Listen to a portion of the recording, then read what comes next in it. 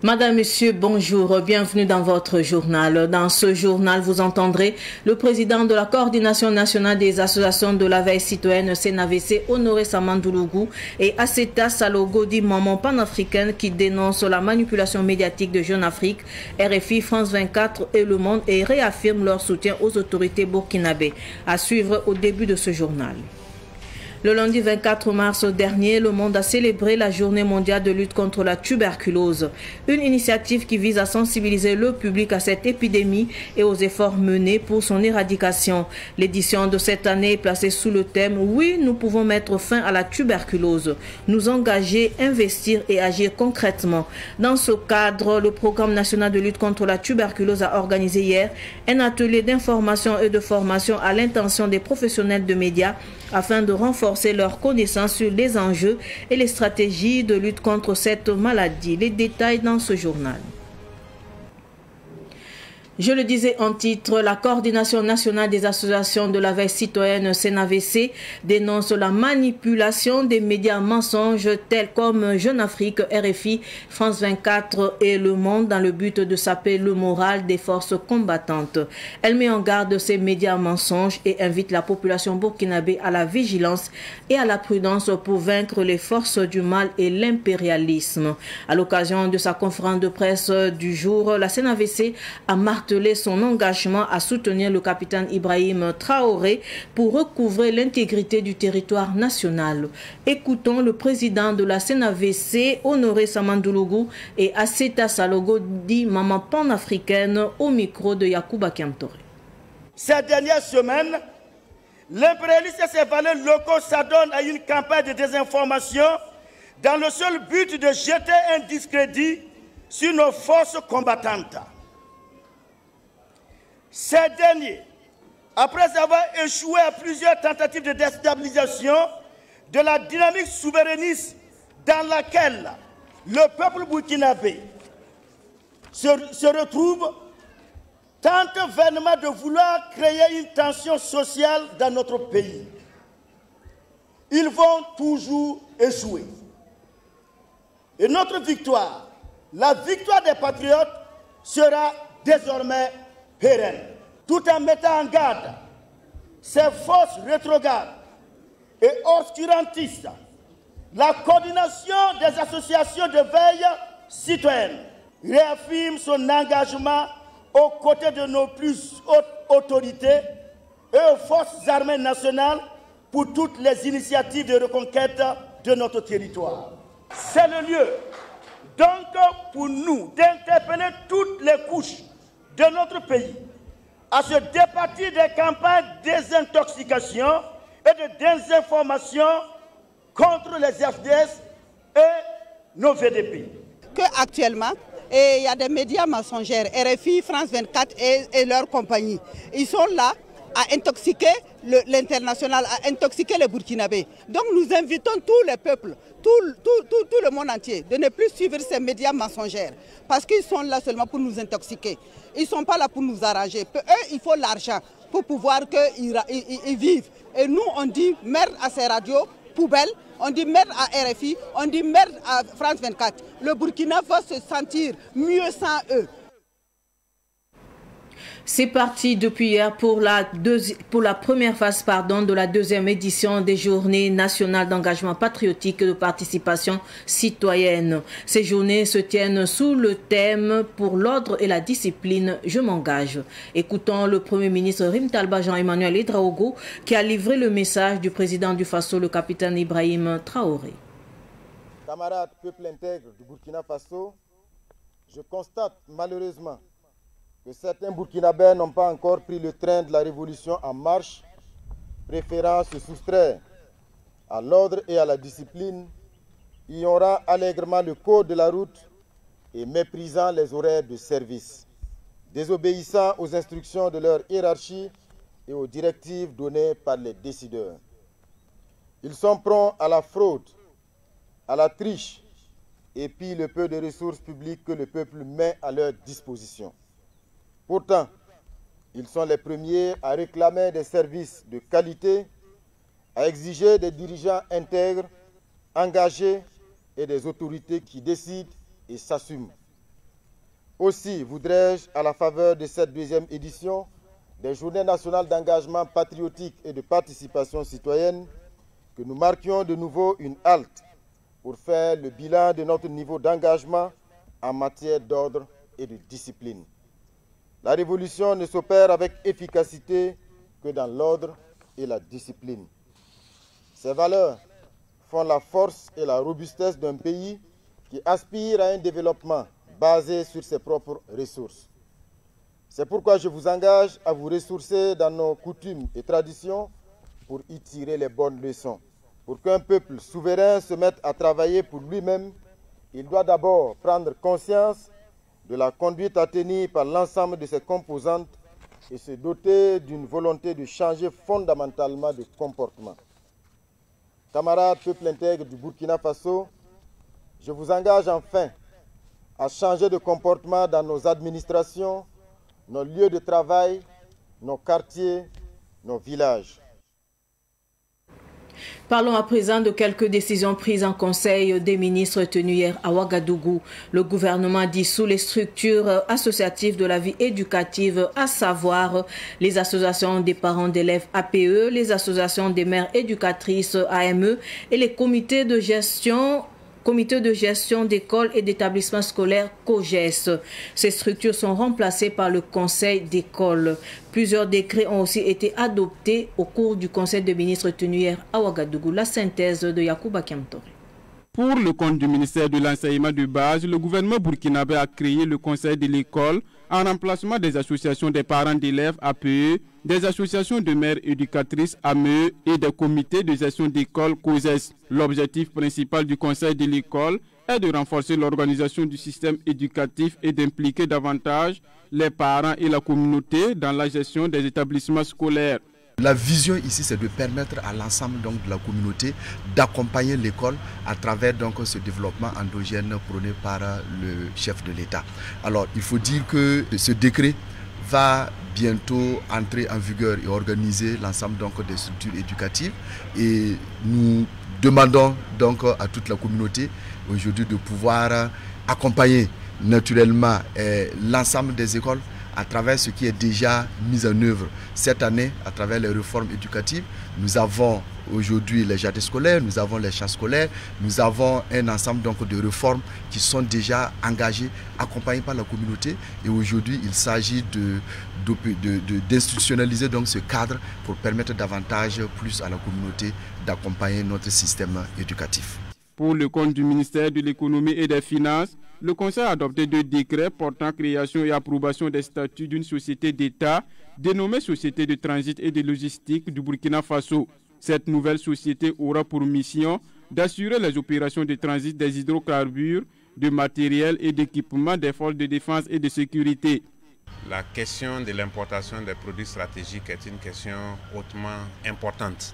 Au regard de cela, il a été jugé nécessaire de faire en sorte que l'État ait une maîtrise de toute la chaîne logistique des produits jugés stratégiques. Parmi ces produits stratégiques, il y a les produits qui rentrent dans l'activité minière, les hydrocarbures et également les matériels et équipements des forces de défense et des forces de sécurité.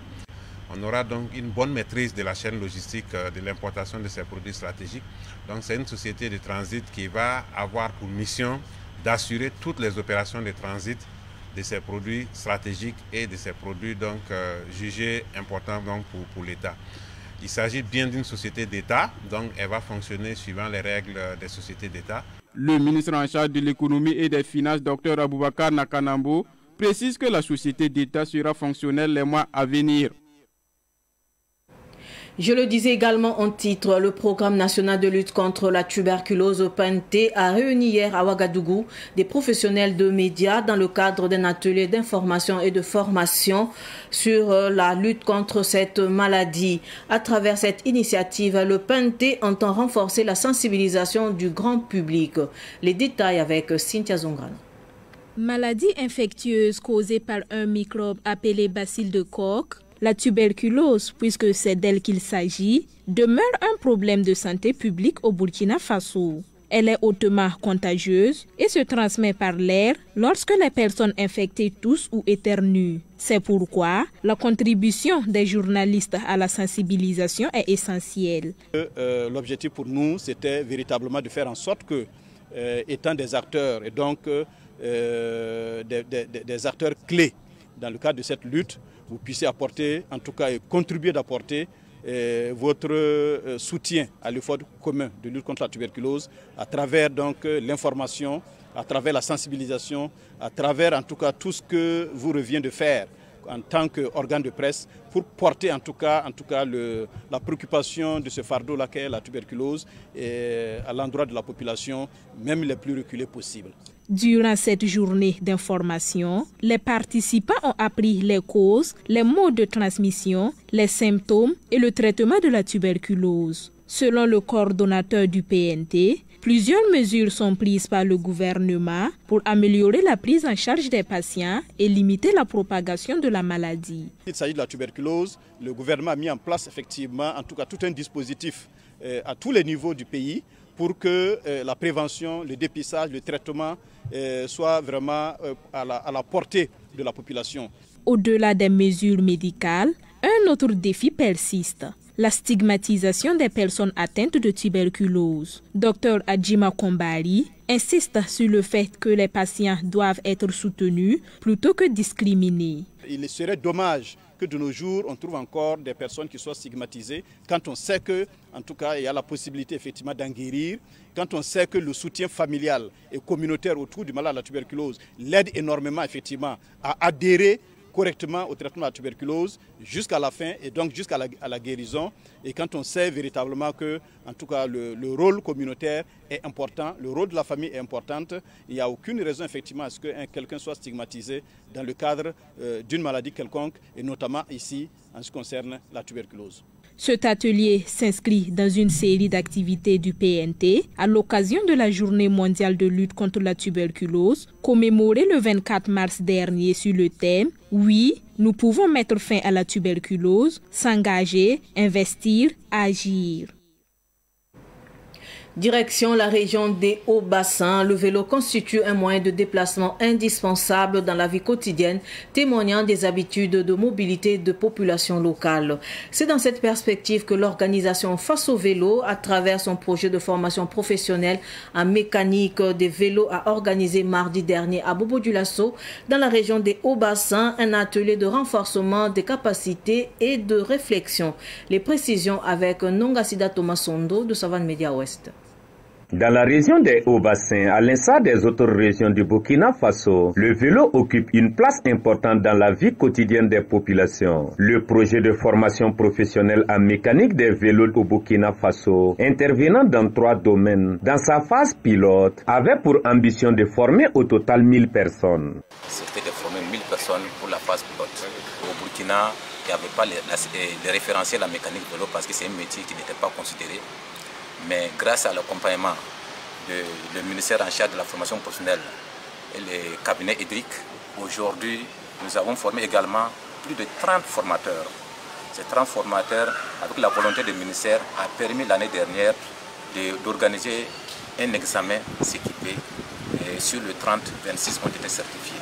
Issouf Sangaré, formateur à Faso Vélo, après avoir bonifié de la formation en réparation des vélos, se réjouit. Il voit déjà comment il va à partir de cela former à son tour d'autres jeunes à la création de leur propre entreprise. J'ai suivi une formation d'abord dans le cabinet de Faso Vélo. Après nous avons formé maintenant les jeunes à Bobo-Dioulasso ici. Ada Edvi Sawarogone Sanou, directrice du centre de formation professionnelle des jeunes des Hauts-Bassins, déjà bénéficiaire, participe aujourd'hui encore à cette formation. L'objectif, c'est de les former et de les installer. Parce qu'une formation, les former, les donner un diplôme et puis les laisser comme ça ne sert à rien. Mais s'ils ont l'occasion d'être accompagnés et d'être installés.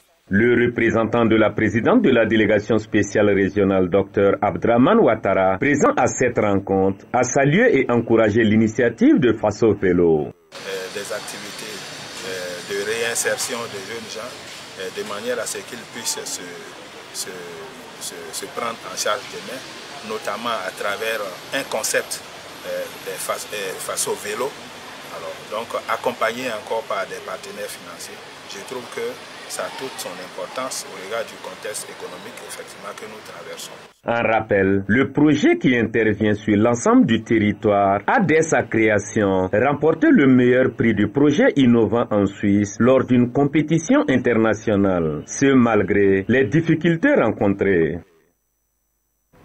Parlons à présent de la nuit du destin. Le cercle d'études, de recherche et de formation islamique, en partenariat avec l'association des élèves et étudiants musulmans du Burkina Faso, a célébré dans la nuit d'hier à aujourd'hui la nuit du destin. L'événement qui s'est tenu au Siao a rassemblé plusieurs milliers de fidèles musulmans pour prier, implorer des bénédictions et invoquer Allah pour le retour de la paix au Burkina Faso. Sidiki Kabriete. Minuit sonne à Ouagadougou. De nombreux fidèles musulmans se rassemblent au pavillon Le Soleil Levant du Siao. Tous entre adoration, invocation et prière espèrent obtenir en cette nuit spéciale des bénédictions équivalent à 1000 mois d'adoration, soit 83 ans 4 mois. C'est la nuit du destin. Ma motivation première à être à cette nuit, bien évidemment, c'est de la recherche d'une nuit que si je devais exister, ce ne serait pas possible que je puisse atteindre l'année qui équivaut cette nuit, à savoir 83 ans d'adoration, chose qui n'est pas donnée aux êtres humains sur cette terre. Raison pour laquelle je me suis joint à cette masse cette nuit afin qu'ensemble nous puissions rechercher la grâce d'Allah et avoir cette nuit dénommée Laylatul Qadr. Un moment important du jeûne de Ramadan. La nuit du destin, comme on l'appelle dans plusieurs passages du Coran, est une nuit de mérite, de reconnaissance et de gratitude. Cette nuit est située dans les 10 dernières nuits du mois de Ramadan et symbolise un grand don divin aux disciples musulmans. Cette nuit a comme mérite 83 ans et 4 mois d'adoration complète et vertueuse. Cela veut dire que si cette nuit trouve un fidèle musulman en état d'adoration, Allah, par sa sagesse, va le rétribuer d'une adoration complète et vertueuse. Dans ce moment de recueillement, une réflexion s'impose. Quelle place pour la spiritualité dans la famille musulmane à l'aide du numérique? Le digital peut-il renforcer la foi ou au contraire l'affaiblir? Comment nous analysons aujourd'hui l'impact du numérique sur la spiritualité de la famille musulmane? Et l'analyse peut se faire sous deux angles. Premièrement, et malheureusement, nous pouvons analyser le numérique aujourd'hui comme étant un outil d'effritement de la famille musulmane. Un outil d'effritement de la famille musulmane en ce sens que, comme dit malheureusement, on assiste à un désagrégement du tissu familial même. Le numérique aussi peut être appréhendé comme véritablement une opportunité pour le renforcement de la spiritualité de la famille musulmane. C'est véritablement une opportunité assez indéniable pour apprendre, parce qu'à travers le numérique également, on s'ouvre au monde.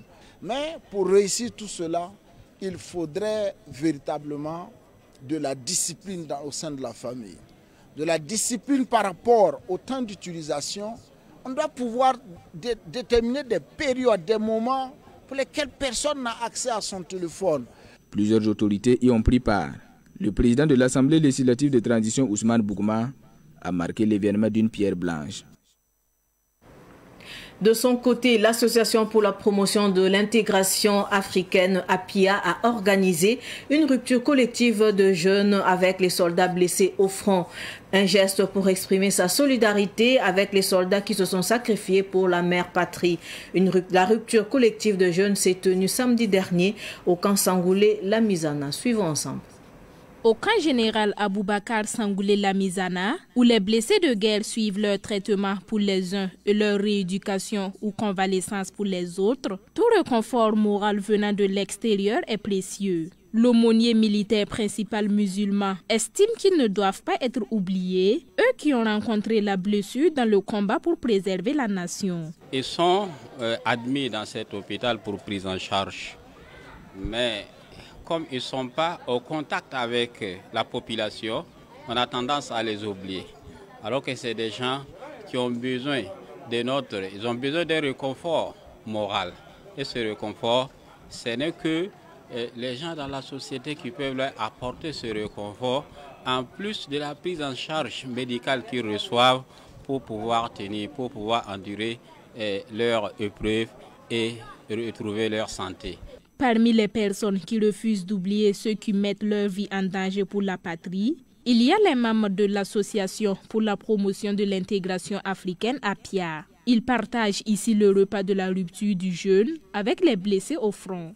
Tout le monde ne peut pas aller sur le terrain. Nous sommes en ville ici, mais nous tenons à faire des activités vraiment pour prôner en tout cas le développement du pays, prôner la sécurité du pays, encourager nos soldats sur le terrain aussi. Donc c'est dans ce sens-là qu'on a décidé de faire cette activité-là. Cette communion entre jeunes rassure l'aumônier militaire principal musulman Mohamed Siem Touré que les Burkinabés seront toujours prêts à apporter du réconfort à ces héros vivants que sont les blessés de guerre. Ce geste représente une grande chose pour nous. Nous saluons à sa juste valeur l'initiative de l'association APIA pour apporter ce réconfort moral à ces héros vivants qui sont ici à l'occasion de ce mois béni de Ramadan, mois de partage, mois de solidarité, mois de compassion. L'APIA est une association de jeunesse qui s'est donnée pour mission de promouvoir l'intégration africaine qui commence par la compassion, l'entente et la cohésion entre Burkinabés. Avant de clore cette édition d'information, le Burkina Faso est un pays frère, un pays frontalier avec le Togo et nous devons travailler main dans la main pour l'avancement de l'Afrique et la promotion du football africain. C'est ce qu'a déclaré l'ancien international de football togolais Emmanuel Adebayor à l'issue de son audience avec le chef de l'État, le capitaine Ibrahim Traoré. Écoutons un extrait de l'intervention de l'ancien international burkinabé de football Charles Kaboré et de l'ancien international de football togolais Emmanuel Adebayor. Le sport unit les peuples et la jeunesse. Aujourd'hui, c'est important que le chef de l'État, son Excellence le capitaine Ibrahim Traoré, nous reçoive pour nous donner des instructions et la ligne de conduite pour pouvoir accompagner sa vision. Et Adebayor, mon frère, est là aujourd'hui avec nous pour son expérience et le vécu qu'il a eu avec tous les clubs et tous les pays. C'est un grand joueur et c'est un grand visionnaire et c'est un idole. Et il a inspiré la jeunesse africaine et beaucoup de peuples. Et aujourd'hui, c'est un honneur aujourd'hui de le recevoir au Burkina Faso. Tout l'honneur pour moi de rencontrer un président qui a une vision pour l'Afrique, qui a un projet pour l'Afrique. Et vous savez, nous aussi, on a eu la chance d'être des icônes pour ce continent. On a essayé aussi de contribuer à l'évolution de notre continent. Et aujourd'hui, je pense qu'avec les autres légendes, bien sûr, tous les légendes comme les Samuel Eto'o, les Didier Drogba, les Mark Fish, les Ladi Diouf, on va essayer de travailler main dans la main. Aujourd'hui, on est tous dans ce contexte pour pouvoir l'accompagner, pour que le Burkina prenne d'autres ampleurs. Sportivement parlant, bien sûr, j'ai eu la chance de jouer dans des vrais clubs. J'ai eu la chance de côtoyer des grands joueurs avec d'autres mentalités, d'autres cultures. Donc c'est à moi aussi de ramener ça en Afrique, pas que sur moi. Je suis togolais, mais avant tout, on m'appelle africain.